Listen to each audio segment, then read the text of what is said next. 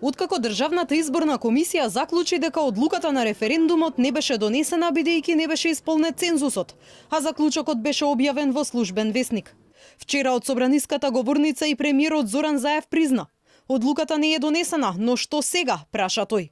Сепак на пратениците им порача дека волјата на над 600.000 гласачи треба да се почитува. Референдумот вика одлуката се смета за донесена.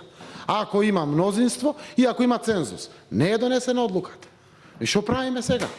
Што да им кажеме на тие 600.000 што одлучиле да учествуваат? Ден подоцна, Заев вели дека освен имплементација на договорот со Грција и влез на Македонија во ЕУ и НАТО, друга алтернатива нема.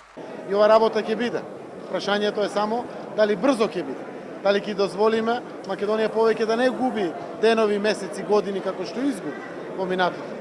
И затоа е важна целата одговорност на секој поединец, на секој пратеник, на секој политичар. Апелирам уште еднаш до опозицијата за разумност. Немаме план Б. Власта турка 4 измени во уставот согласно договорот со Грција, но проблем е што нема доволно поддршка за тоа во парламентот. За измената на уставот потребно е двотретинско мнозинство или најмалку 80 гласа што власта ги нема. А судејќи според пораките на опозицијата, во парламентот нема ниту да ги добие. Процесот што се турка предвидува менување на преамбулата со вметнување на прогласот од првото заседание на АСНО. Македонија ќе стане северна, подцврста гаранција на границата, измени во делот што се однесува на заштитата на македонците во диаспората. Пленарната седница е закажана за впонеделник. За преамбулата, освен двотретинско, потребно и бадентерово мнозинство.